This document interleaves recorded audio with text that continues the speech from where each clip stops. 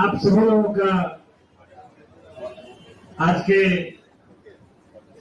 समापन सम्मेलन में सबका स्वागत है।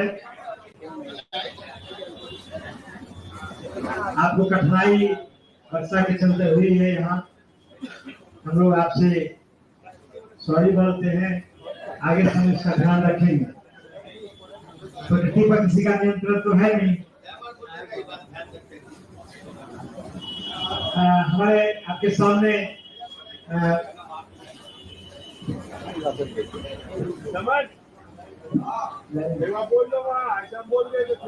आपके सामने हमारे पार्टी के उपाध्यक्ष श्री वाई गिरी जी हैं, हमारे पार्टी के सीनियर लीडर श्री रामबली सिंह चंद्रवंशी जी हैं, हमारे पार्टी के सीनियर अभियान समिति के संयोजक सुधीर शर्मा जी हैं, हमारे पार्टी के एमएलसी श्री अफाक अहमद साहब हैं, प्रशांत किशोर जी हैं। आज जो समापन सम्मेलन बुलाया गया है उसके संबंध में मैं आपको बताना चाहता हूं कि ये चौथा सम्मेलन है। इसके पहले 3 सम्मेलन किया गया है। बिहार में 20 साल से नीतीश कुमार जी शासन में है और आज जो हालत है राज्य का वो बहुत ही बदतर और बदहाल बिहार बना हुआ है।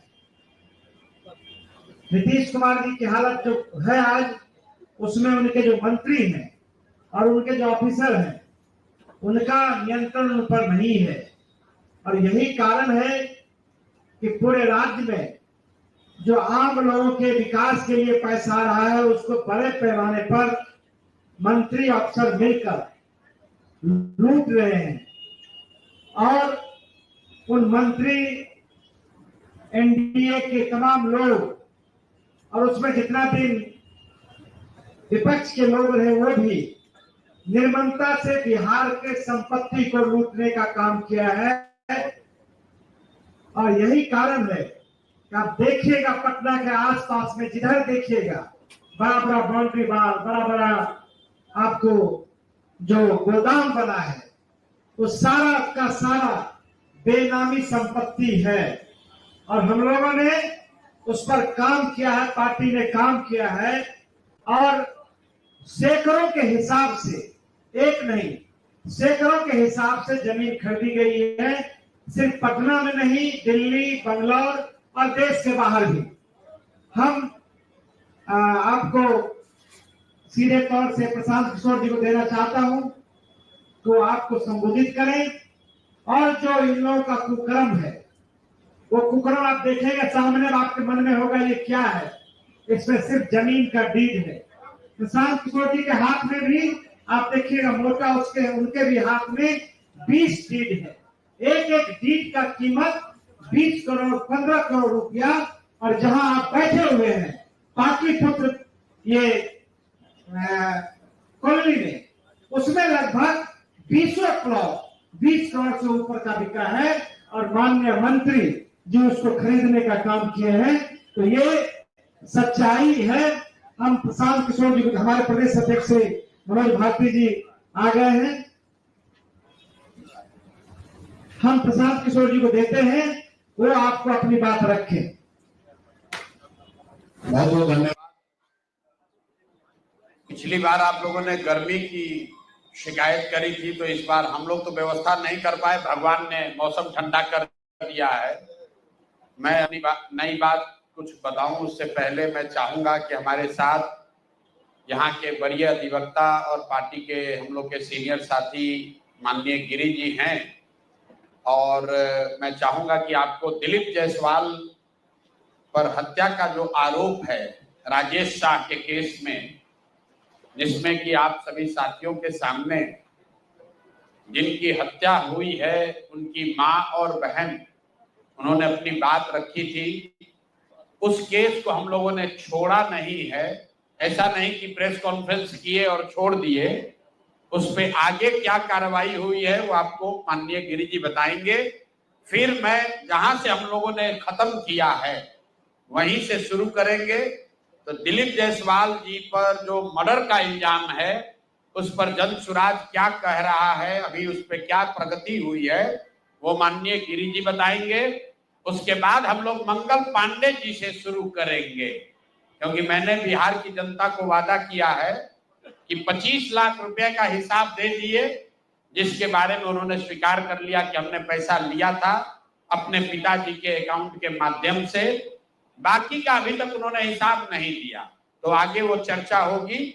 पहले दिलीप जायसवाल जी पर जो राजेश शाह जी के हत्या का आरोप है, जिसमें कोर्ट में मामला विचाराधीन था, उस मामले में क्या हुआ और हम लोग क्या कर रहे हैं, उस पर मैं चाहूंगा कि माननीय गिरी जी एक अपडेट दे दें। राजेश शाह का जो मर्डर हुआ था और जिसमें उसकी बहन ने कंप्लेंट किया था नजदीक, और उसने कहा था कि उसमें दिलीप जायसवाल जी का हाथ है और वो केस चला नहीं कुछ, उसमें हाईकोर्ट ने आदेश दिया था कि इसका ठीक तरह से इन्वेस्टिगेशन किया जाए, किंतु उसका इन्वेस्टिगेशन बिल्कुल मुजरिम के पक्ष में किया गया और उनको बार बार दिलीप जायसवाल को बचा दिया गया। पुलिस वाले भी उसमें इन्वॉल्व थे। उस समय के जो सुप्रीटेंडेंट थे, उन्होंने ऐसा फाइनल रिपोर्ट गिरा दिया जो हाई कोर्ट के डायरेक्शन के बावजूद के खिलाफ था। सारा पेपर हम लोगों ने एग्जामिन किया है और अब लगता है कि ये जो कल्प्रिट है वो बच नहीं पाएंगे।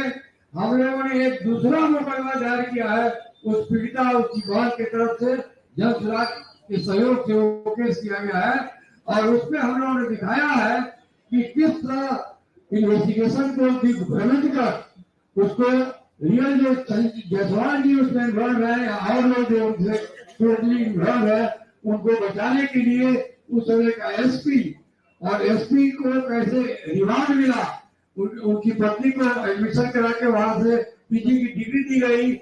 ये सब बातों को लिखते हुए हम लोगों ने एक याचिका दायर की है हाईकोर्ट में। इसकी सुनवाई जल्द होगी और दूध का दूध और पानी का पानी होगा। इसका इन्वेस्टिगेशन किसी हायर एजेंसी से कराया जाएगा, ये हम लोगों ने प्रेयर किया है, या तो सीबीआई या कोई इंडिपेंडेंट एजेंसी से इसका जांच करा के इसकी सत्यता को लाया जाए। हम लोग इतना ही चाहते हैं कि जो कल्पित रियल कल्पित मर्डर हुआ है, तो किसी ने मारा है, किसी की साजिश है, इसको न छिपाया जाए और पुलिस जो छिपाई है उसको उजागर किया जाए। और आगे हम जब केस का प्रिलिमिनरी हियरिंग होगी तो फिर हम आगे का प्रोग्राम बताएंगे आप लोग। धन्यवाद। जैसा कि उन्होंने बताया कि जिस केस को पुलिस और लोअर कोर्ट को एक तरीके से मैनेज करके दिलीप जायसवाल ने अपने लिए क्लीन चिट हासिल कर लिया था, उस केस को फिर से खोलने के लिए जन सुराज पीड़ित महिला और दोनों जो उनकी मां और बहन है उनके साथ हम लोग हाईकोर्ट में मूव किए हैं। अब आ जाइए मंगल पांडे पर। जैसा कि आपको बताया गया था, मंगल पांडे ने द्वारका में जब पूरे देश में कोविड का दौर चल रहा था तो बिहार के स्वास्थ्य मंत्री घर खरीदने में लगे हुए थे। एक उसका किस्त मैंने आपको बताया था कि 25 लाख रुपया किस अकाउंट से आया, वो मंगल पांडे जी के ने पैसा दिलीप जायसवाल से लिया और सीधे न लेकर पहले अपने पिताजी के अकाउंट में पैसा लिया, फिर पिताजी के अकाउंट से अपने पत्नी उर्मिला पांडे जी के नाम पर पैसा लिया और उस अकाउंट से ही उस फ्लैट के मालिक को भुगतान किया गया। तो दिलीप जायसवाल जी ने एक बात ये कहा अपने डिफेंस में, दो बात उन्होंने कही। एक कि हम इतने ईमानदार मंत्री हैं कि हमको 25 लाख रुपया की जरूरत पड़ी तो हमको पिताजी से कर्ज लेना पड़ा, ऐसा उनका दावा है। ऐसा उन्होंने कहा कि हमको 25 लाख कर्ज लेना पड़ा, हम इतने ईमानदार हैं। तो हम आपको अकाउंट नंबर जारी कर रहे हैं। उर्मिला पांडे जी जो उनकी पत्नी है, account number Punjab national bank का है, नोट कर लीजिए 141819। पूरा अकाउंट नंबर अगर लीजिएगा तो 1499000141,819। इस अकाउंट में ये कह रहे हैं कि हमारे पास पैसा नहीं है। 2.25 करोड़ रुपया, 2.25 करोड़ रुपया डेट वाइज इनके पत्नी के अकाउंट में जारी जमा किया गया है, जिसका कोई प्रमाण नहीं है कि पैसा आया कहां से। 2 करोड़ रुपया से ज्यादा, 2 करोड़ 12 लाख से ज्यादा रुपया साल 2019 और 20 में जमा हुआ है। अकाउंट नंबर है पंजाब नेशनल बैंक का, नोट कर लीजिए, 141 819 141819। तो अब दिलीप जायसवाल मंगल पांडे जी बता दें कि अगर आपके पास फ्लैट के लिए 25 लाख रुपया नहीं था, जो आप दिलीप जायसवाल से अपने पिताजी के जरिए कर्ज लिए, तो ये आपके पत्नी के अकाउंट में 2 करोड़ 12 लाख रुपया कहां से आ गया? और अगर आया तो इसको घोषित क्यों नहीं किया? और अगर इसको वो बताएंगे तो इसके बाद हम उनको ये भी बताएंगे कि ये 2 करोड़ 12 लाख रुपया किसके किसके अकाउंट से आया है। तो अभी एक बार उनको इतना पर छोड़ रहे हैं कि वही अभी से भी मान ले, जैसे अपना 25 लाख का गलती माने, इसका भी मान ले कि ये 2 करोड़ 12 लाख रुपया कहां से आया है। नहीं मानेंगे तो ये भी उनको बताया जाएगा कि ये 2 करोड़ 12 लाख रुपया इस अकाउंट में कहां कहां से आया है। तो मंगल पांडे जी पर ये पूरा हो गया। अब आ जाइए, दूसरे बड़े नेता हैं यहाँ के सम्राट चौधरी, यहाँ के उप मुख्यमंत्री हैं। भाई साहब नाम बदलने के विशेषज्ञ हैं। कई लोग, पिछली बार हमने आपको बताया था और लोग जानते भी हैं कि इनका नाम था राकेश कुमार, बाद में हुआ राकेश कुमार उर्फ सम्राट चौधरी। ये पूरी सच्चाई नहीं है। इनका ओरिजिनल नाम है सम्राट कुमार मौर्य। पहला नाम इनका है सम्राट कुमार मौर्य। 1998 में इन पर एक मर्डर का इल्जाम लगा। सदानंद सिंह, जो वहां पर कांग्रेस के बड़े नेता थे और इनके परिवार के राजनीतिक विरोधी थे, उनको बम से मारकर उनकी हत्या कर दी गई, जिसमें लोग बताते हैं 6 लोगों की मृत्यु हुई। उस केस में आज के सम्राट चौधरी और तब के सम्राट कुमार मौर्य एक्यूज्ड थे, बजाबता जेल गए और 6 महीना के बाद जेल से निकले नाबालिग होने के नाम पर इनको जेल से निकाला गया। तो पहले तो सम्राट चौधरी, उनके समर्थक और चाल चरित्र चेहरा की बात करने वाले भाजपाई, और उससे भी बढ़कर बिहार में भाजपा को, एनडीए को वोट देने वाले लोग, एक बार जरा जान जाइए कि आपका उप मुख्यमंत्री मर्डर का एक्यूज्ड है, जेल में रहा है, और जेल से सिर्फ इसलिए छूटा क्योंकि इन्होंने प्रमाण दिया कि हम नाबालिग हैं। सदानंद सिंह, उनकी हत्या हुई, जिसमें ये नामजद अभियुक्त है, जेल गए। अब दूसरी बात सुनिए, जब ये भाई साहब मंत्री बने, बिना विधानसभा विधान परिषद के सदस्य हुए, इनको मंत्री बनाया गया। तो जब मंत्री बने तो इन पर कम उम्र होने का एक केस हुआ, जिसकी वजह से इनको बर्खास्त किया गया। ये बात तो सब लोग जानते हैं, और सम्राट चौधरी भी कहते रहे वो मामला तो पुराना है, सब सेटल हो गया है। अब क्या सेटल नहीं हुआ है वो हमसे सुन लीजिए। उस केस के पिटीशन में सुप्रीम कोर्ट में लिख के दिया गया कि इन्होंने जब मैट्रिक का एग्जाम दिया, तो मैट्रिक का एग्जाम इन्होंने दिया है सम्राट कुमार मौर्य के नाम से, और सुप्रीम कोर्ट के हलफनामे में यह लिखा गया कि सम्राट कुमार मौर्य उस समय के, इन्होंने इनका एडमिट कार्ड, इनका रोल नंबर, वो सब जारी किया, सुप्रीम कोर्ट के दस्तावेज में है। और बिहार विद्यालय परीक्षा समिति जो मैट्रिक का एग्जाम कराती है, इनसे पूछा गया सुप्रीम कोर्ट के द्वारा इनके पढ़ाई के एज के बारे में, क्योंकि मैट्रिक के सर्टिफिकेट को ही एज का दस्तावेज माना जाता है। तो उसमें बिहार विद्यालय परीक्षा समिति ने बताया कि सम्राट कुमार मौर्य करके जो विद्यार्थी मैट्रिक की परीक्षा पास करने का दावा कर रहे हैं, ये एक्चुअली 234 नंबर इनको आया था, ये मैट्रिक परीक्षा फेल हो गए थे, ऐसा हलफनामा सुप्रीम कोर्ट में दायर किया गया। तो इसको ध्यान रख लीजिए। 1998 में सुप्रीम कोर्ट में जो दस्तावेज जमा किया गया, जिसके आधार पर सुप्रीम कोर्ट ने इनके एज का निर्धारण किया, उस दस्तावेज के मुताबिक सम्राट कुमार मौर्य मैट्रिक का एग्जाम पास नहीं किए, उनको 234 नंबर आया, उनको फेल कर दिया गया। इसका दूसरा प्रमाण यह है कि 2010 में जब सम्राट चौधरी ने अपना हलफनामा दिया तो उसमें लिखा कि मैं 7वीं पास हूं, 7वीं पास है। तो जो सुप्रीम कोर्ट में दस्तावेज है उसको सम्राट चौधरी ने भी 2010 में स्वीकार किया है। अब मेरा और जन सुराज का सीधा सवाल है पूरे बिहार के युवाओं की ओर से, पढ़े लिखे समाज की ओर से, इस राज्य के डिप्टी सीएम ये बताएं कि वो मैट्रिक कब पास किए हैं, किस साल इन्होंने मैट्रिक पास किया। आप लोग पत्रकार बंधु उनसे खाली इतना पूछ लीजिए कि सर किस साल आप मैट्रिक पास किए हैं, क्योंकि 2010 के बाद मैट्रिक का एग्जाम दिए नहीं है। डिग्री लगाए हैं अपने हलफनामा में फर्जी, वो कई बार चर्चा हो गई कि उनका जो डिग्री है वो फर्जी है, डॉक्टरेट कहाँ यूनिवर्सिटी ऑफ कैलिफोर्निया से किए हैं, वो सब बात छोड़ दीजिए।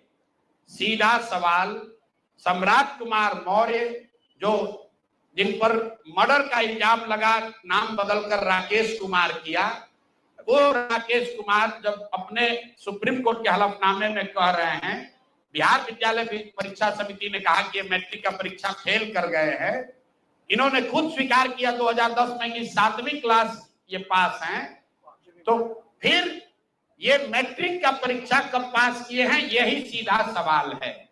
ये बहुत बड़ा बड़ा लंबा लंबा फेंकते हैं, कभी मुरेठा बांध कर कभी मुरेठा खोल के। ये आदमी इतना फर्जी है, ये मैट्रिक का परीक्षा पास ही नहीं किया।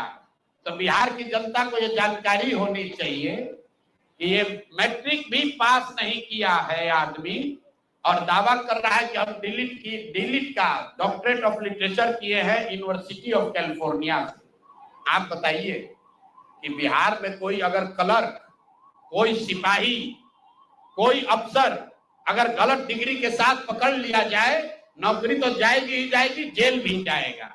ये आदमी डिप्टी सीएम है, फर्जीवाड़ा किया है, मर्डर के केस में जेल गया है, 7वीं पास होने का सर्टिफिकेट लिखा है अपने एफिडेविट में, और आज तक इलेक्शन कमीशन भी नहीं पूछ रहा है कि मेरे भाई तुम डिलीट कर लिए, मैट्रिक कब पास किए, क्या बिना मैट्रिक पास किए डिलीट कर लिए।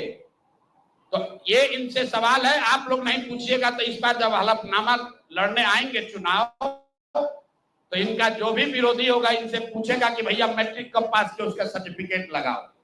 अपने चुनावी हलफनामा में भाई साहब 10वां 12वीं का बात नहीं करते हैं, सीधे बात किया कि हम ग्रेजुएशन किए हैं कामराज यूनिवर्सिटी से, जो है ही नहीं। उसके बाद कह दिया डॉक्टरेट ऑफ लिटरेचर कर लिए यूनिवर्सिटी ऑफ कैलिफोर्निया से। तो ये है हम लोग के नाम बदलू नेता सम्राट कुमार मौर्य उर्फ राकेश कुमार उर्फ सम्राट कुमार चौधरी उर्फ 7वीं फेल उर्फ यूनिवर्सिटी ऑफ कैलिफोर्निया से डॉक्टरेट ऑफ लिटरेचर करने वाले बिहार के उप मुख्यमंत्री, भाजपा के बड़े नेता। इनका देखिए चाल चरित्र और चेहरा, मर्डर के इल्जाम में जेल काट कर आया है। तो मेरे भाई भाजपा के जितने वोटर हो, आप राजद को कहते हो जंगल राज की बात, राजद वाले जंगल राज के लिए दोषी हैं, उसके लिए जनता ने उनको सत्ता से हटा दिया, लालू जी को जेल जाना पड़ा। और ये सब जो मैं रोज कहता हूं कंबल उड़कर घी पीने वाले लोग, पहले राजद में था तो वहां पर भी गुंडागर्दी किया, और अब भाजपा में आकर यहां भी लूट मार कर रहा है, पूरे राज्य का स्थिति बर्बाद कर रहा है। अब ये हो गए सम्राट चौधरी। अब आप लोग कहिएगा क्या 2-3 को लेकर आए हैं, इसलिए कि आप लोग कहते हैं कि भैया आप रोज रोज करेंगे तो कहेगा भाई रोज पत्रकारी कर रहे हैं। इतना चोर है यहाँ, इतना दस्तावेज आ गया है कि एक ही बार सोचे कि चारों को कर दिया जाए। जो 4 यहाँ के शीर्षस्थ नेता हैं एनडीए के, दिलीप जायसवाल, मंगल पांडे, सम्राट चौधरी, अब आ जाइए यहाँ के भ्रष्टतम नेता सर्वदलीय अशोक चौधरी, माननीय मुख्यमंत्री नीतीश कुमार के दाहिने हाथ। इनका हालत देखिए, ये तो आदमी पूरे बिहार में रिकॉर्ड बना दिया भ्रष्टाचार का। हम लोग अभी तक सुनते आए हैं कि लालू जी बेनामी प्रॉपर्टी खरीदते थे, अब इनका देखिए बेनामी प्रॉपर्टी का हालत। ये दस्तावेज इतना है कि जैसा मुन्ना जी बता रहे हैं कि समेटते समेटते हम लोग थक गए कि भाई कितना भेजोगे। हमने अब कह दिया भाई अब और जमीन का कागज मत भेजो। भाई साहब के एक पीए हैं, पीए थे दत्त साहब, योगेंद्र दत्त, नाम याद रखिए। अशोक चौधरी के पीए योगेंद्र दत्त 2019 में, जरा कागज निकाल, 2019 में अशोक चौधरी जी ने 34 लाख रुपया में योगेंद्र दत्त के नाम पर विक्रम में 1 एकड़ जमीन, करीब करीब 1 एकड़ जमीन, 0.7 एकड़, 23 कट्ठा जमीन इन्होंने खरीदा। 76 डिसमिल जमीन है जो 23-23.25 कट्ठा होता है, करीब करीब 0.7 एकड़। विक्रम में 34 लाख में जमीन खरीदा गया योगेंद्र दत्त के नाम पर, जो उस समय अशोक चौधरी के पीए थे। अब सुनिए इसमें कहानी। 2 बरस के बाद दत्त साहब ने वो जमीन ट्रांसफर रजिस्ट्री कर दिया अशोक चौधरी के बेटी और अभी के सांसद शांभवी चौधरी के नाम पर 34 लाख रुपया में। इसका डीड है, ये डीड आपको जारी करेंगे, आप देख लीजिएगा। अब इसमें नई बात, अच्छी बात क्या है, नई बात क्या है, 34 लाख रुपया में जो दत्त साहब ने जमीन खरीदी थी और यहां रजिस्ट्रार ऑफिस में लिखा गया 34 लाख रुपए में दत्त बेच रहे हैं जमीन शांभवी चौधरी को, और एक दत्त साहब को पैसा कितना गया बैंक से, 10 लाख रुपया। वो बैंक का अकाउंट डिटेल है, जरा दीजिए, तारीख आपको बता देते हैं कि 2 साल के बाद जो जमीन अशोक चौधरी ने अपने पीए के नाम पर खरीदी थी, वही जमीन वापस 2 बरस के बाद अपने बेटी के नाम पर लिखवा लिया, और 34 लाख के रुपए के जमीन के एवज में अशोक चौधरी ने दत्त साहब को 10 लाख रुपया बैंक से भेजा। यहां तक भी बात ठीक है भाई, ये कह सकते हैं कि हम बाद में पैसा दिए होंगे। इसी बीच इनकी बेटी चुनाव लड़ने चली गई, तो इनकम टैक्स ने इनको नोटिस किया कि भाई आपकी जो प्रॉपर्टी है वो 34 लाख की है और बैंक में आप सिर्फ 10 लाख रुपया दिखा रहे हैं, बाकी का पैसा कहां? तो 10 लाख जमीन इनकी रजिस्ट्री हुई है। उसके एक दिन बाद, तारीख नोट कर लीजिए, 20 फरवरी 2021 को 10 लाख रुपया इन्होंने अपने पीए के अकाउंट में डाला है। अकाउंट यहां पर डिटेल आपको दे देंगे, और 34 लाख रुपए का जमीन वापस इनसे ले लिया। जब इनकम टैक्स ने नोटिस रेज किया कि जमीन है 34 लाख का और अकाउंट में सिर्फ 10 लाख रुपया ही दिख रहा है, तो 4 बरस के बाद 27 अप्रैल 2025 को जमीन लिखवाया है 2021 में। इनका क्रेडिबिलिटी देखिए, जमीन रजिस्ट्रार ने लिख दिया, आप हम जाते हैं उसको खड़ा करके पूछता है भैया कहाँ है रुपया, कहाँ दिए। ये 19 में इन्होंने बेनामी जमीन खरीदी पीए के नाम पर, 21 में उस जमीन को वापस अपने बेटी के नाम पर लिखवाया। 10 लाख रुपया का ट्रांजैक्शन हुआ। जब इनकम टैक्स ने नोटिस रेज किया तो भाई साहब ने जान बचाने के लिए 27 अप्रैल 2025 को, मतलब बेटी के एमपी बनने के बाद 25 लाख रुपया दत्त को, मिस्टर दत्त को फिर इन्होंने बैंक से ट्रांसफर किया। तो मैं आपके जरिए अशोक चौधरी जी, जो अपने आप को महादेव का भक्त बताते हैं, हमको तो लक्ष्मी के ही भक्त ज्यादा दिखते हैं, महादेव के भक्त नहीं हैं, ये लक्ष्मी के भक्त हैं। अगर आपने 34 लाख रुपए की जमीन अपने पीए से अपने बेटी के नाम पर खरीदी तो उसका भुगतान क्यों नहीं किया? 10 लाख ही क्यों भुगतान किया? और अगर आप कहते हैं कि 10 लाख ही भुगतान तय हुआ था, तो फिर बाद में 25 लाख रुपया 3 बरस के बाद इनकम टैक्स के नोटिस आने के बाद क्यों किया? अब आपको हम एक छोटा सा केस बता रहे हैं, इसका वैल्यू 34 लाख है, लेकिन आपको ये इसलिए बता रहे हैं कि इनका मोडस ऑपरेंडी क्या है, क्योंकि उसके बाद अब जो आपको बताएंगे, ये भाई साहब पिछले 2 बरस में 200 करोड़ रुपया से ज्यादा का संपत्ति, 200 करोड़ रुपए से ज्यादा का संपत्ति अपने पत्नी, अपने बेटी, अपने समधन, उनसे जुड़ा हुआ एक ट्रस्ट, मानव वैभव विकास ट्रस्ट, इसके माध्यम से इन्होंने जमीन खरीदी है करीब 200 करोड़ रुपए का। और सारा डीड एक एक जिस दिन का ट्रांजैक्शन है वो सारा डीड आपको यहां पर, आप चाहे तो उसका फोटोकॉपी ले सकते हैं। मैं एक बात क्लियर कर लूं, यहां जो मानव वैभव विकास ट्रस्ट है, हमारे पास उसके खिलाफ सबूत नहीं है।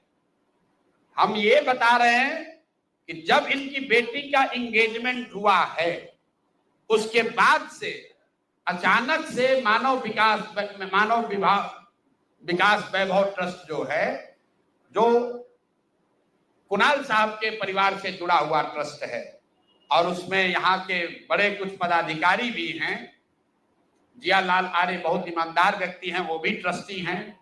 तो मैं आपके जरिए उनसे भी आग्रह करूंगा कि सर, आप तो जीवन भर ईमानदारी के लिए आपका नाम हम लोग जानते हैं, ये बताएं कि आपके ये न्यास के माध्यम से सैकड़ों करोड़ रुपए की जमीन कहां से खरीदी जा रही है? ये पैसा कहां से आ रहा है? ये पैसा कहां से आ रहा है?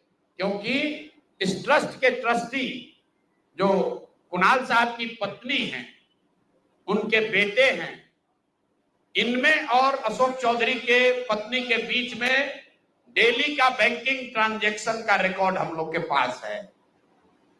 तो मैं अभी सिर्फ इतना ही आपको बता रहा हूं कि पिछले 2 वर्षों में जब अशोक चौधरी की बेटी की सगाई हो गई, तो सगाई से शादी के बीच में 38 करोड़ रुपए की जमीन पटना में खरीदी गई है। टोटल 38 करोड़ 44 लाख 40 हजार इतने रुपए का तो चेक से पेमेंट हुआ है। चेक से पेमेंट हुआ है 38 करोड़ 44 लाख 40 हजार। 12/5/2022 को पहली जमीन ली गई 23 करोड़ 40 लाख 30 हजार में।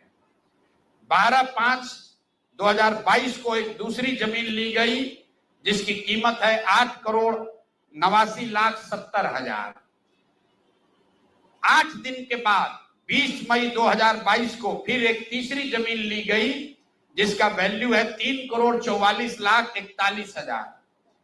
फिर 2 महीने के बाद 14 अप्रैल 2022 को जमीन खरीदी गई 7 करोड़ 20 लाख का। फिर 4 दिन के बाद 18 जुलाई 2022 को जमीन खरीदा गया 15 करोड़ 50 लाख का। और ये सारी जमीन इंगेजमेंट और शादी के बीच के डेट है, उतना ही आपको बता रहे। और ये सारी जमीन का मालिकाना हक अशोक चौधरी के पत्नी या सायन कुणाल, उनकी माताजी अनीता कुणाल या उनसे जुड़ा हुआ जो ट्रस्ट है उसके नाम पर है। तो भाई, जिस ट्रस्ट पे 1 करोड़ की जमीन भी नहीं खरीदी जा रही थी, जैसे ही इनका बेटी से एंगेजमेंट हुआ, उस ट्रस्ट से सैकड़ों करोड़ रुपए की जमीन खरीदी जा रही है।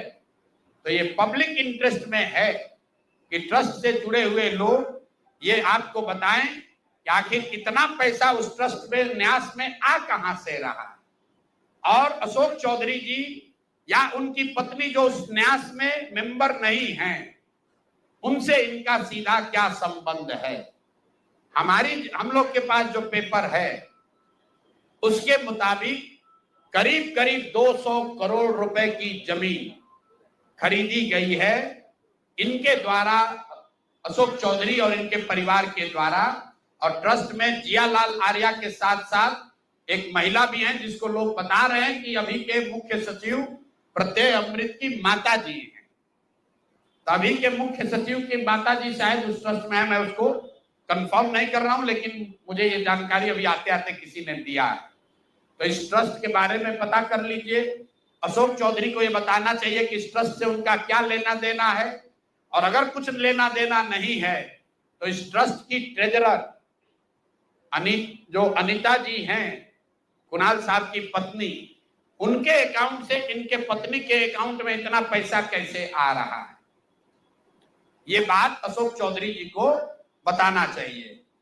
तो भैया ये 3 चीज हो गए। अब अंतिम छोट भैया नेता है पेट्रोल चोर संजय जायसवाल।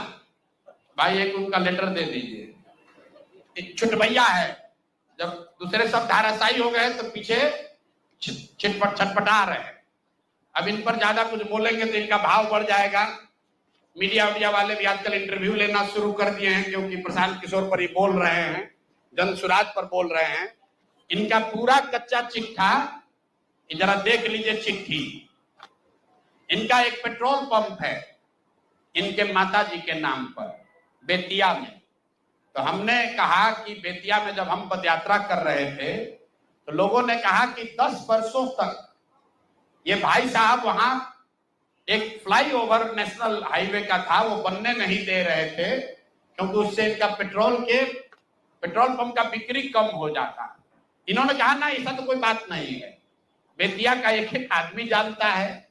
इतना ही नहीं, हम आपको फोटो जारी करेंगे कि जब लोगों का दबाव हुआ तो इन्होंने एक बोर्ड लगाया था बेतिया में, जिसमें लिखा था कि ये फ्लाईओवर का निर्माण मेरी वजह से नहीं, राज्य सरकार के परमिशन नहीं देने के वजह से रुका हुआ है। तो पहला प्रमाण कि फ्लाईओवर का बनना और नहीं बनना और उसका दोष इन पर था, इसका प्रमाण ये है कि इन्होंने खुद से सार्वजनिक तौर पर एक बोर्ड लगाया था कि फ्लाईओवर का निर्माण मेरी वजह से नहीं, राज्य सरकार से परमिशन नहीं मिलने के वजह से रुका हुआ है। अब इसका आगे सुन लीजिए। 2015 में भाजपा और नीतीश जी गठबंधन में नहीं थे, तो जब इन्होंने दोष लगाया राज्य सरकार पर, तो तब के जदयू के अध्यक्ष, जिला अध्यक्ष डॉक्टर NN शाही, जो वहां के बहुत प्रतिष्ठित व्यक्ति हैं, बड़े डॉक्टर हैं, जदयू के जिला अध्यक्ष थे, उन्होंने संजय जायसवाल को खुली चुनौती दी कि आपने जो बोर्ड लगाया है ये गलत है। टाउन हॉल में दोनों में सार्वजनिक चर्चा हुई थी, दोनों को करीब हजारों लोगों के सामने इस बात पर बहस हुआ कि आखिर फ्लाईओवर का निर्माण क्यों नहीं हो रहा है। उसके बाद पेट्रोल पंप से इनका कितना प्यार है ये समझ लीजिए। ये है गरिमा देवी सिकारिया, जो अभी वहां नगर की महापौर हैं। इनका लेटर है पत्रांक NMO 242532 डेटेड 14/8/2024। 14/8/2024 मतलब 14 अगस्त 2024 को। जरा इसमें इसका एक पारा पढ़ के आपको सुना देते हैं। ये गरिमा देवी सिकारिया ने जब अस्थाई समिति की पूरी बैठक हुई बेतिया नगर निगम के, उसके महापौर के तौर पर गरिमा देवी सिकारिया ने नगर आयुक्त को चिट्ठी लिखी। उस चिट्ठी का एक हिस्सा पढ़ रहा हूं आपको, इसके कोट। इसके साथ ही अस्थाई समिति की संपन्न बैठक 13/11/2023 पहली बैठक, 28/2/2024 दूसरी बैठक, 29/6/2024 तीसरी बैठक, 24/7/2024 चौथी बैठक और 4/7/2024 5 बैठकों में छावनी स्थित, छावनी उस इलाके का नाम है, छावनी स्थित पेट्रोल पंप को, जो संजय जायसवाल के भाई का पेट्रोल पंप है, इन्हीं का पेट्रोल पंप है, इनके पिताजी के समय का है, इनके भाई के नाम पर है। सुनिए क्या लिखा हुआ है। छावनी स्थित पेट्रोल पंप को ईंधन के अत्यधिक बिल एवं भ्रष्टाचार को देखते हुए पेट्रोल पंप बदलने का निर्णय लिया गया था और साथ ही ये तय किया गया था कि 15 अगस्त के बाद समिति के निर्णय के बाद जो भी वहां पर भुगतान पेट्रोल बिका है उस सब के भुगतान पर पूर्णतः रोक लगाया जाए। ऐसा इसलिए किया गया कि वहां नगर निगम के सफाई की गाड़ियों के बिल के नाम पर 5 करोड़ रुपया मंथ वाइज आपको ये जारी कर रहे हैं। 5 करोड़ रुपया 5,86,67,33 रुपया का इन्होंने भुगतान उस पेट्रोल पंप को नगर निगम ने किया है और स्थायी कमेटी के 5 बैठकों में ये पाया गया कि ये ज्यादातर भुगतान फर्जी है, गलत है, ज्यादा बढ़ा कर लिया जा रहा है। स्थायी कमेटी के अभी की महापौर गरिमा सिकारिया ने नगर आयुक्त को लिखा कि भाई 5 बैठक में निर्णय हो गया कि इस पेट्रोल पंप से हम लोग को तेल नहीं लेना है, इसका भुगतान 15 अगस्त से बंद कर दिया जाए। उसके बावजूद ये अफसरों पर दबाव बनाकर नगर के अधिकारियों के साथ मिलकर सारा जो वहां नगर निगम का सरकारी गाड़ी है, जो सरकारी तेल की खरीद होती है, वो इसी पेट्रोल पंप से कराते हैं और 10 लीटर तेल बिकता है, 20 लीटर का वाउचर बनाता है। ये पेट्रोल चोर फेसबुक पर पोस्ट कर रहा है, कहा हमको कि हिंद महासागर में जाएगा, हिंद महासागर में जाओ या लाल सागर में जाओ, मेरा नाम प्रशांत महासागर है, इसमें डूबोगे तो कहीं पता नहीं चलेगा कहां जाओगे। और इनको अंतिम बार कह रहे, आज इतने पर इनको छोड़ रहे हैं। पेट्रोल चोर हो, तुम्हारी औकात इतनी है, इतने पर रहो, अपने से ऊंचा उछलने की कोशिश मत करो। भाषा का विषय का ज्ञान नहीं है, ना शकल ना सूरत, अब बड़ा बड़ा बात कर रहे हैं। बात करता है बाप दादा के, आपके पिताजी बहुत बड़े सज्जन व्यक्ति थे, मदन जायसवाल जी का बहुत इज्जत है, आपकी इज्जत कुछ नहीं है। आप भाजपा छोड़कर भाग गए थे, राजद पे चुनाव लड़ा, 5,500 वोट आया। सुधीर शर्मा जी बैठे हैं, ये कहानी बताएंगे, हैं? सुन लीजिए, मदन जायसवाल जी बड़े व्यक्ति थे और ये आदमी पेट्रोल का वाउचर चोरी करने वाला हम पर उंगली उठाएगा। हिंद महासागर में जाओ, डूब लो। और अभी आए थे अमित शाह जी, उनको पेपर दे दो, ईडी सीबीआई का छापा डलवा देना, हमको पकड़ लेना, यही खड़े हैं। कहा है ना कि हमको जेल भिजवाएंगे। 7 जन्म लगेगा ना तो प्रशांत किशोर का हाथ नहीं पकड़ पाओगे, जेल भिजवाना तो बहुत बड़ी बात है। तो भैया तेल का चोरी करते हो, इतने पर रहो, इससे ज्यादा चोरी करने का औकात भी तुम्हारा नहीं है। अब बाकी जो देखिए बड़ा बड़ा औकात वाला है, कैसे 100 करोड़ रुपया लूटा, तुम तो पेट्रोल का फर्जी वाउचर बनाते हो। तो भैया यही काम करो, इतने पर रहो। बहुत बहुत धन्यवाद। संजय जायसवाल जी पर मैं चाहूंगा ये 2 मिनट, सुधीर जी उनके पुराने कोलीग हैं मदन जायसवाल जी के, इनसे जरा भी सुन लीजिए। आपने तो सारी बातें बताई दिया, लेकिन सच बात यह है कि व्यक्ति मदन जायसवाल जी, प्रशांत जी ने कहा, फाउंडर थे और बड़े आदमी थे, हम लोगों के साथ पदाधिकारी थे।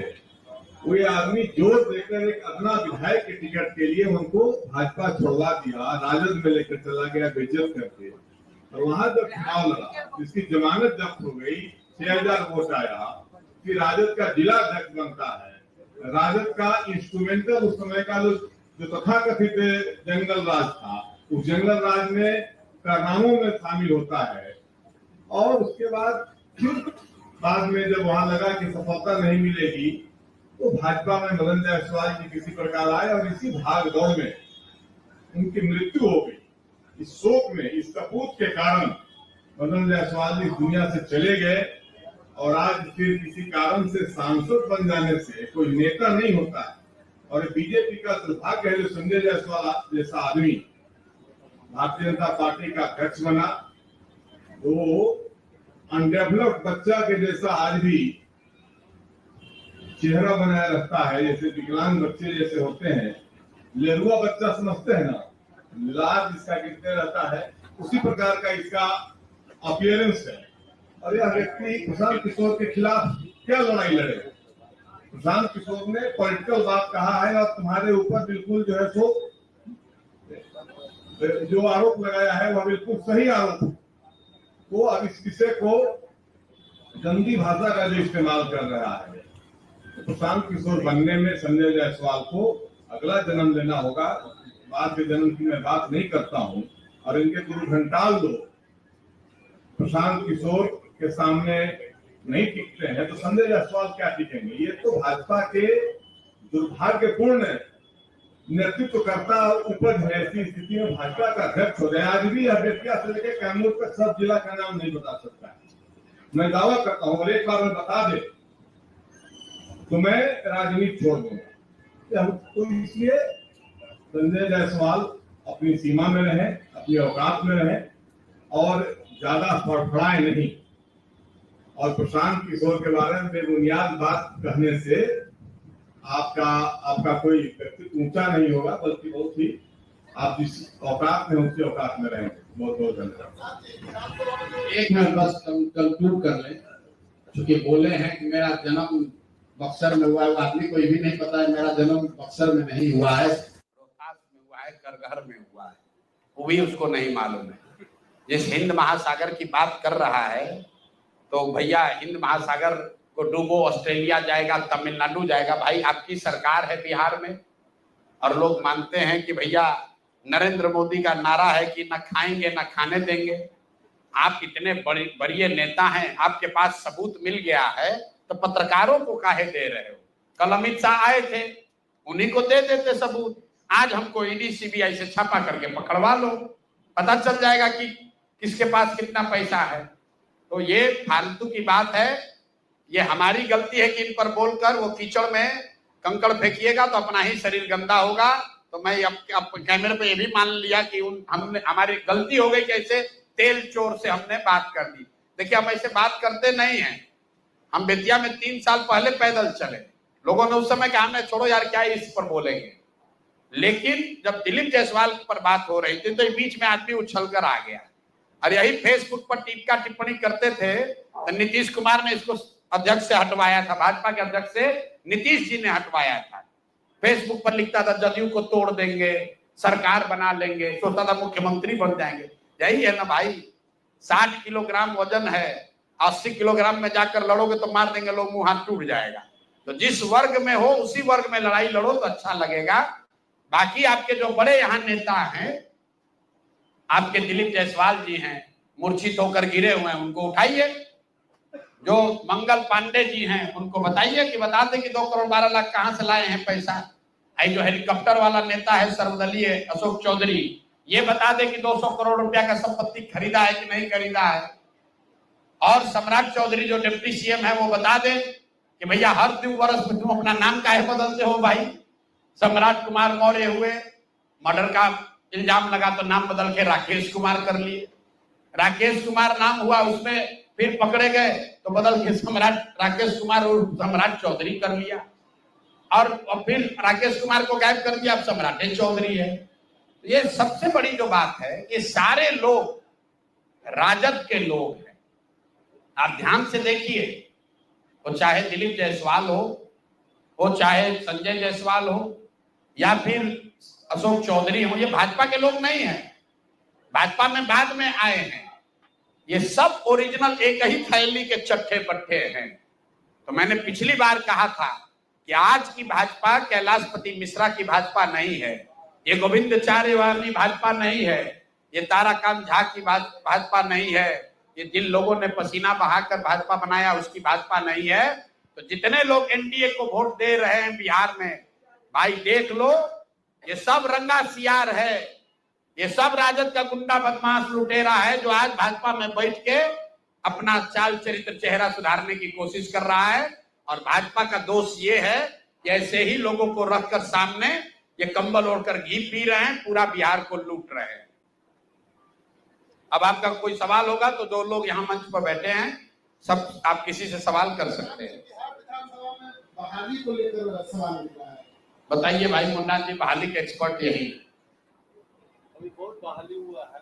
400 अभी बहाली हो रहा है और 400 बहाली करने पर हर एक दल के नेता प्रतिपक्ष के भी लोग हैं उसमें, और कोई दल नहीं बचा हुआ है जिनका उसमें बहाली कोटा नहीं दिया गया है। लेकिन जो बहाली हुआ है वो बड़े पैमाने पर पैसा का उगाही किया गया है। इतना ही नहीं, 2020 में भी जब बहाली हुई थी 300 से ज्यादा पद पर, उसमें भी बड़े पैमाने पर पैसा वसूला गया था। विधान परिषद में महाराष्ट्र के लोग बहाली हो रहे हैं। ये इस तरह से पूरा विधानसभा और विधान परिषद जो संवैधानिक पद पर लोग बैठे हुए हैं उसने उसको तार-तार कर दिया है और एक तरह से बिहार के नौजवानों के साथ भविष्य खिलवाड़ किया जा रहा है, उसके साथ धोखा दे रहा है। और नीतीश कुमार भी धृतराष्ट्र बनकर देख रहे हैं कि बिहार के नौजवानों के साथ किस तरह से नाइंसाफी हो रही है।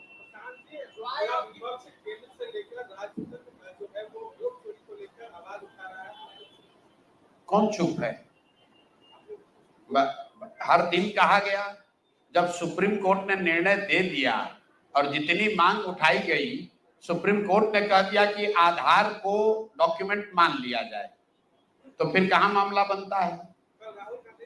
भाई राहुल गांधी बिहार के लिए नहीं कहे, वो राहुल गांधी ने कल जो मामला उठाया है वो कर्नाटक का मामला है, वो बिहार का मामला नहीं है।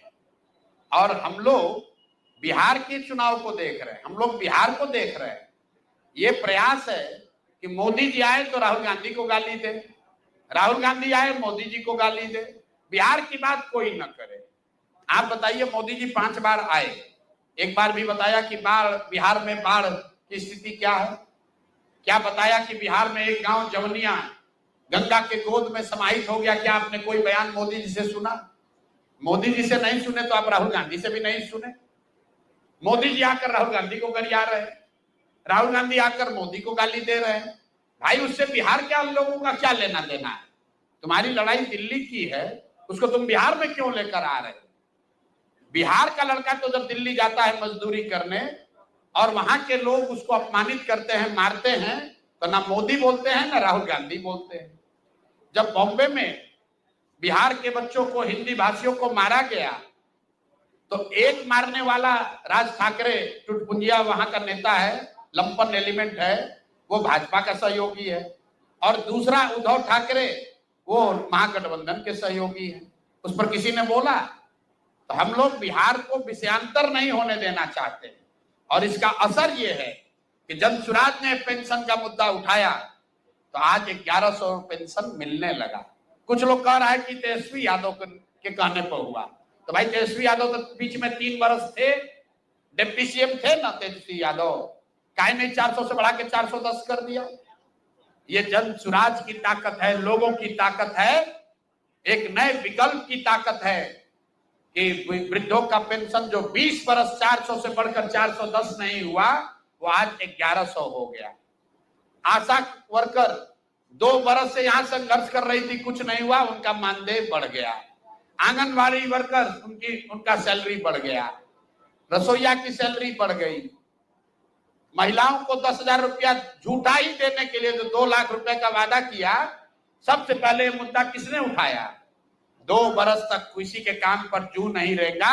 ये जन स्वराज के साथियों ने घर घर जाकर 1 करोड़ लोगों से जब हस्ताक्षर कराया, तो आज सरकार कह रही है कि उसमें 10,000 रुपया का पहला किस्त जारी करेंगे। वो भी नहीं करेगा, वोट के समय बेवकूफ बनाने के लिए लोगों से फार्म भरवा रहा है।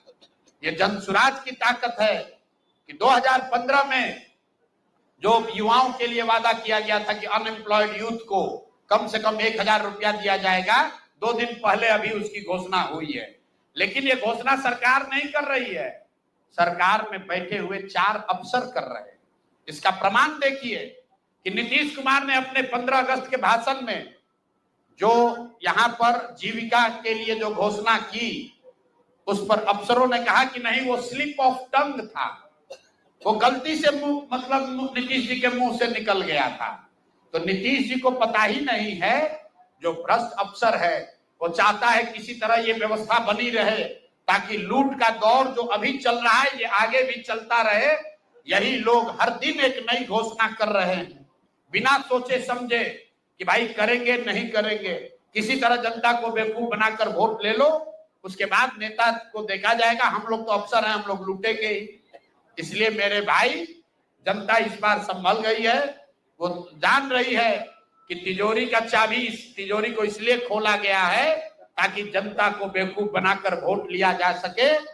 जब गलती से भी जनता ने इनको वोट दे दिया तो जितने भ्रष्ट हैं, मैं अराजक की बात नहीं कर रहा हूं, ये चारों नेताओं की बात जो हुई, ये सब एनडीए के नेता हैं, जदयू भाजपा के नेता हैं।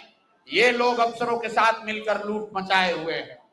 बिहार में आज जितना भ्रष्टाचार है, इतना भ्रष्टाचार जीवन में कभी नहीं किसी ने देखा था। और अगर निचले स्तर पर इतना भ्रष्टाचार लोगों को देखना पड़ रहा है, इसका मतलब है कि कहीं ना कहीं ऊपर तक तो पैसा पहुंच रहा है। संजय जायसवाल आपका भी राम से इंफ्रास्ट्रक्चर प्राइवेट लिमिटेड थे, बोले कि 19 करोड़ घाटे की कंपनी 14 करोड़ किसान किशोर को देती है और एक और कंपनी है। आप पहले आपका भी ट्रेनिंग आरएसएस में हुआ है, आपको उत्तर दे देते हैं। जिस संजय जायसवाल बोले ना कि आपको समझ में नहीं आएगा और आपके नेताओं को भी समझ में नहीं आएगा, जिस राम सेतु पुल की रामकी की बात कर रहे हैं, भैया सब लोग नोट कीजिए, हमको संजय जायसवाल पूछते हो। रामकी जो है, अयोध्या राम रेड्डी इस संसद में डिक्लेयर्ड देश के सबसे ज्यादा पैसे वाले सांसद हैं, जिनका डिक्लेयर्ड वेल्थ संसद के रिकॉर्ड में देख लेना 750 करोड़ है। कितना है? 750 करोड़। तो वो जो डोनेशन है वही अयोध्या राम रेड्डी ने दिया है। जो मैं बात रोज कहता हूं कि हमको पैसा वो देते हैं जिनको हमने कभी मदद की है। और अयोध्या राम रेड्डी वाईएसआरसीपी के एमपी हैं। सब जब आते हो ना, आधा सुनो मेरी बात, अरे सुनो ना यार, तो तुम सवाल किए बिना तैयारी के हम उत्तर दे रहे हैं, सुन लो। तुम भैया हो संघ के पत्रकार, सुनो तो मेरी बात, तुम संघ के पत्रकार हो, सब लोग देखो हंस रहा है, तो सवाल लाए हो तो उसका उत्तर सुन लो। अयोध्या राम, सुन तो लो भाई, अयोध्या रामी रेड्डी इस लोकसभा राज्यसभा के सबसे धनी, सबसे ज्यादा डिक्लेयर्ड वेल्थ वाले मेंबर पार्लियामेंट हैं। और उन्होंने अपनी एक कंपनी से जन स्वराज को डोनेट किया है, क्योंकि किसी जमाने में जब हम वहां काम करते थे तब अयोध्या रामी रेड्डी एमपी बने थे। समझ में आ गया? तो यही बोले थे ना कि हिंद महासागर में डूबोगे ना तो उसी में निपट जाओगे।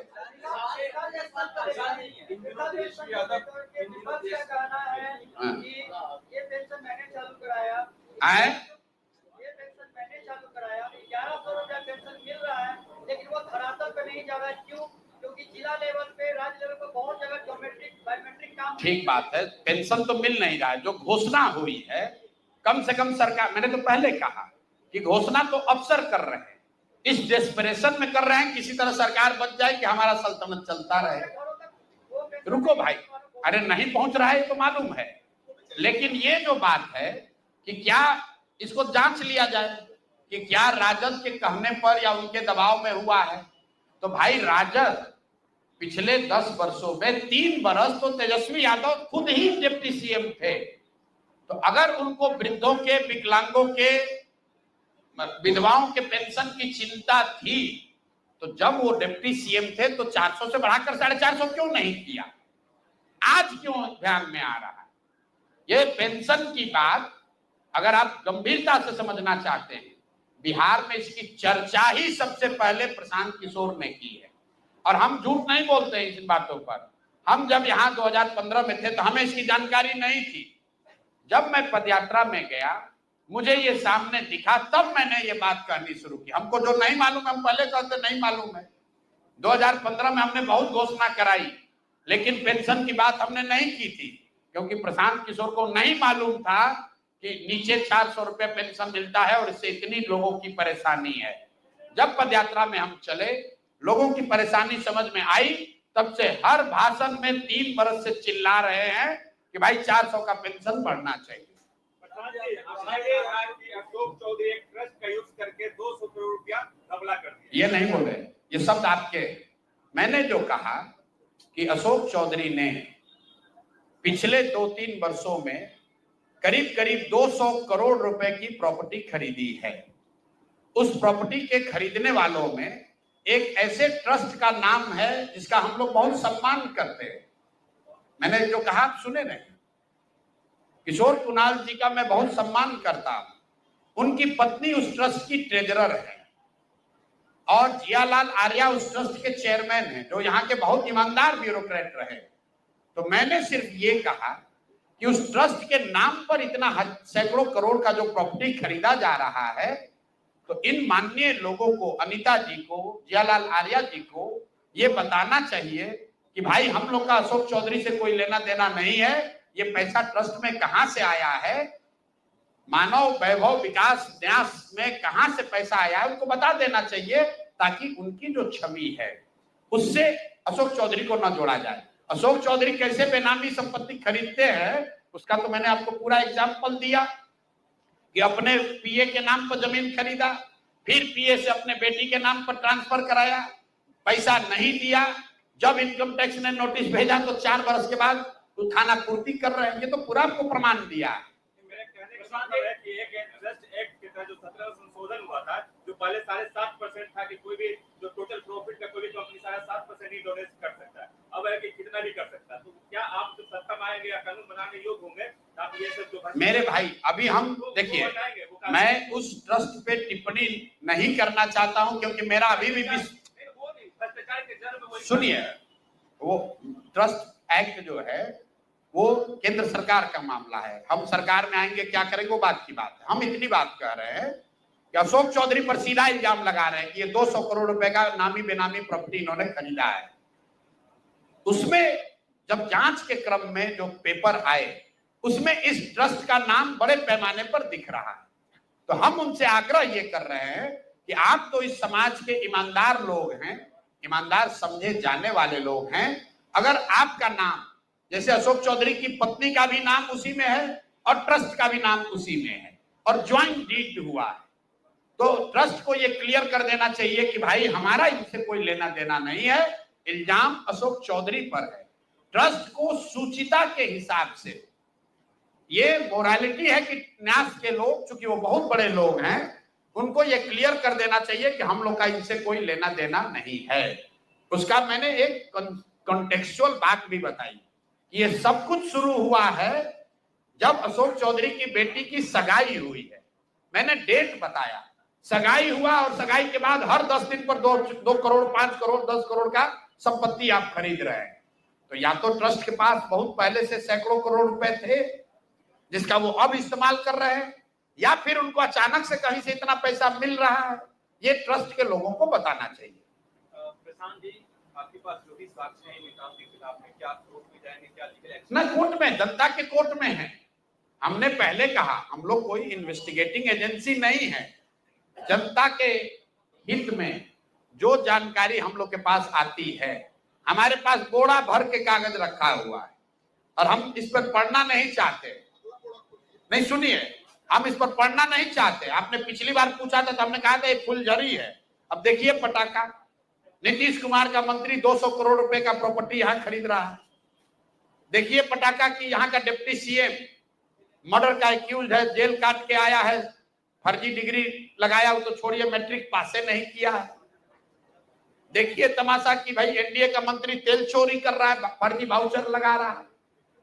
तो ये आपको बता रहे हैं लोग, ऐसा नहीं है कि कोई दूसरा मंत्री के पास हमारे पास कागज नहीं है, सबके लिए शिकायत है। लेकिन बिहार सरकार में जो 4 सबसे भ्रष्ट नेताओं की चर्चा है, उन 4 नेताओं के बारे में आपको बता रहे हैं। कर देंगे, बस दशहरा खत्म होगा और सूची के लिए आपको प्रेस कॉन्फ्रेंस के लिए बुलाएंगे। भाजपा के 3 मंत्री को आपने भाजपा और जदयू जगह कर दिया, जदयू के क्यों किए आप? अब आप बता दीजिए जदयू में किसका सुनना चाहते हैं आप लोग पत्रकार लोग बता दीजिए, उसी का अगली बार जारी कर दिया जाएगा। अब आप भाई हम लोग तो पब्लिक डिमांड पर बताते हैं, लोग कहते हैं भैया मंगल पांडे के बारे में बोलिए, बहुत चोरी कर रहा है, तो बता रहे हैं। तेजस्वी यादव के बारे में क्या कहेंगे? बिहार अधिकार यात्रा पे मोकामा पहुंचे, वहां पे उन्होंने कलम फेंका बकायदा। देखिए मैंने पहले कहा है कि राजद और तेजस्वी यादव कलम वाले नहीं कट्टा वाले नेता है। कल मैंने भी एक वीडियो देखा है और आपके माध्यम से इस बात को अच्छा हुआ आपने उठाया। मेरे भाई कलम हम लोग के लिए सरस्वती है, हर बच्चे के लिए हम लोग सरस्वती के पैर के नीचे अपना कलम और किताब रखते हैं कि हम लोग को कुछ ज्ञान होगा। जीवन में पहली बार मैंने देखा कि कोई नेता कलम को ऐसे फेंक रहा है जैसे लग रहा है कि वो फूल फेंक रहा हो, कोई टॉफी फेंक रहा है। ये सीधे मां सरस्वती का अपमान है। अरे भाई तुम तो पढ़े नहीं, कम से कम दूसरों मां सरस्वती का अपमान मत करो। लेकिन इनको समझ तो होगी नहीं, अगर कलम का सम्मान ही करने आता तो नौवा फेल रहते। लेकिन मैंने क्या कहा, ये सब अपना बूढ़ा शेर अब कलम के का लालच दे रहा है। ये हैं तो कट्टा वाले नेता ही, तो कलम का उपयोग क्या है, कलम का सम्मान क्या है, कलम की गरिमा क्या है, वो तो उसको समझ है नहीं। अपना खड़ा होकर कलम फेंक रहा है ऐसे, कलम को फेंक। हम लोग पेपर गिरता था तो हम लोग उसको उठा के आदमी प्रणाम करता है, बच्चों में अभी भी आदत है। गिरा हुआ पेपर रास्ते में मिलता है, आदमी उसको उठाकर सर पर लगाता है, सरस्वती को प्रणाम करता है। और ये आदमी कलम रोड पर फेंक रहा है, तो ये दिखाता है कि ये लोग किस सोच के, किस विचार के लोग हैं। मैं हमेशा कहता हूं कि इस व्यक्ति के पास सब कुछ है, सिर्फ सरस्वती का वरदान ही नहीं है। प्रधानमंत्री जी और अमित शाह जी आते हैं को लेकर के जो कुछ भी बोला आरोप लगाया है, लेकिन संजय जायसवाल ये कह रहे हैं कि ये केवल भाजपा और जदयू के नेताओं पर बोल रहे हैं ताकि राजद को फायदा बोले। राजद भी 3 साल तक सरकार में रही और नीतीश कुमार ने सरकार बदल। राजद पर बोलने की क्या जरूरत है? बिहार का बच्चा जानता है कि राजद का कैरेक्टर क्या है, राजद में किस तरह के लोग हैं। सब जानता है कि ये लोग चोरी, बदमाशी, भ्रष्टाचार, अपहरण, रंगदारी, कट्टाबाजी, जमीन कब्जा, यही ये सब करता है। उन पर आरोप लगा, उनको जेल हुई, वो आज चुनाव नहीं लड़ सकते हैं, वो सत्ता से हटा दिए गए। लेकिन भाई जो लोग सत्ता में बैठा है वो इसलिए तो नहीं बच सकते हैं कि राजद वाले बहुत खराब है। तुम तो भाई उनसे भी ज्यादा खराब हो। किसका? प्रधानमंत्री भी आते हैं, गृह मंत्री भी आते हैं, यही बात करते हैं। मेरे भाई विकास नहीं किया गया उन्होंने। ऐसा है, आप भी लोग कहते हैं मोदी इतने शक्तिशाली लोकप्रिय प्रधानमंत्री हैं। कुछ लोगों ने कहा अमित शाह बहुत देश के सबसे मजबूत गृह मंत्री हैं, वल्लभ भाई पटेल से ज्यादा लंबे समय से हैं। तो आप सीमा का सुरक्षा किसके हाथ में है? आपके हाथ में तो नहीं है, हमारे हाथ में भी नहीं है। सीमा के सुरक्षा, घुसपैठियों का आना और नहीं आना केंद्र सरकार के हाथ में है। बीएसएफ किसके हाथ में है? गृह मंत्री के अधीन है। तो 15 साल से सरकार किसकी है? तो पहले ये बताएं कि ये शरणार्थी 15 वर्ष पहले आया था कि अभी आया है? अगर अभी आया है तो सीधा दोष लगेगा भैया अमित शाह पर, मोदी पर और नीतीश कुमार पर। और अगर पहले आया था तो 15 साल से तुम कर क्या रहे हो? तुम तो रोज कह रहे हो हिंदुओं को बेवकूफ बना रहे हो,